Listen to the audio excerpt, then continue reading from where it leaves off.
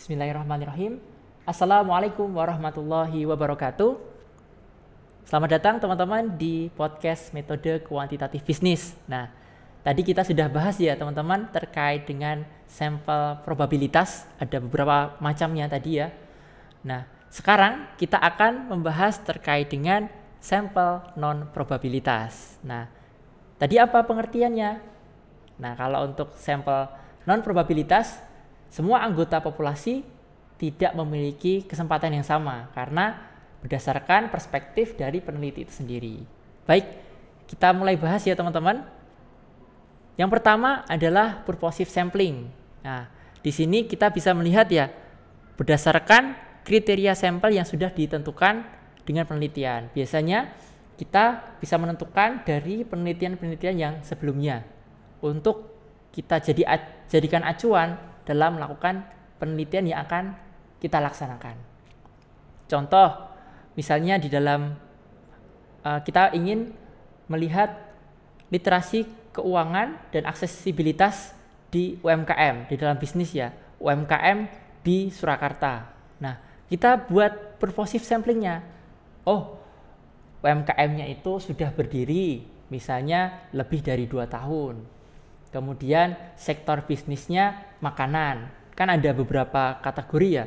Kita ambil purposive sampling lebih ke makanan, fashion. Alasannya apa? Oh, misalnya fashion itu mohon maaf untuk yang makanan ya. Makanan itu terus kebutuhan kita ya, merupakan kebutuhan need dari kita dalam melakukan suatu kehidupan gitu ya. Makan, minum kayak gitu. Sehingga kita klasterkan ke food. Kemudian kita juga klasterkan untuk fashion karena fashion mengikuti perubahan ya, ada perubahan zaman, kita terus berubah kayak gitu ya, sehingga kita ambil 2 kategori untuk UMKM. Itu merupakan salah satu contoh dari purposive sampling.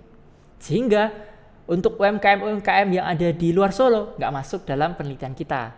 Kemudian UMKM yang ada di konstruksi atau yang bergerak di bidang selain dari food dan fashion berarti bukan dari kategori penelitian kita. Baik, kemudian selanjutnya yaitu accident sampling. Nah, itu lebih ke insidental ya teman-teman ya. Kita melakukan penelitian yang bersifat umum. Contoh, kita melakukan pengukuran kepuasan untuk warga di Solo, di Surakarta terhadap fasilitas transportasi. Nah, sekarang kan sudah ada KRL ya. KRL, kemudian ada BST juga. Nah, kita ingin melihat kepuasan masyarakat di Solo itu bagaimana? Caranya gimana? Kita ke stasiunnya gitu, ke stasiun terdekat mana, Purwosari atau Balapan. Kemudian kita melihat ada penumpang yang ingin menggunakan jasa transportasi tersebut, kita coba ajak bicara. Nah, itu karena kita baru ketemu juga, sehingga oh ini cocok untuk jadikan sampel kayak gitu teman-teman. Bagaimana kepuasan dia menggunakan KRL, bagaimana kepuasan dia menggunakan BST. Baik, selanjutnya yaitu kuota sampling. Ini berdasarkan dari peneliti ya teman-teman ya, yang menurutnya representatif. Nah, di sini contoh, misalnya populasinya yang diambil berjumlah 100 orang. Nah, yang terdiri dari 40 perempuan, 60 laki-laki. Untuk menentukan kuotanya bagaimana? Kita coba dari peneliti ingin 10 saja, 10 orang dengan proporsi yang sama dengan populasi, sehingga mengambil 4 perempuan dan 6 laki-laki. Di situ teman-teman, dalam sampel kuota. Baik, selanjutnya yang terakhir merupakan snowball sampling. Nah, di sini merupakan sebuah metode sampling seperti halnya bola salju ya. 1 orang kemudian atau yang dari kecil menggelinding kayak gitu ya sampai besar. Nah, di sini hampir sama.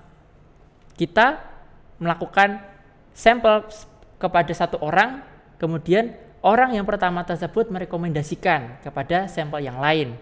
Biasanya untuk penelitian ini lebih bersifat privasi ya teman-teman ya, atau yang sulit untuk menemukan sampel. Nah, contoh transgender. Nah, kan biasanya kalau transgender itu kan nggak bisa ya kita oh kamu transgender atau gimana gitu, nggak bisa. Jadi harus ada rekomendasi dari orang yang sudah kita ketahui, misalnya dari 1 ke 2, 2 ke 3, 3 ke 10, sehingga terus bertambah seperti itu teman-teman. Nah, sampai di sini semoga bermanfaat. Sampai jumpa di podcast yang selanjutnya. Tetap jaga kesehatan dan selalu semangat. Wassalamualaikum warahmatullahi wabarakatuh.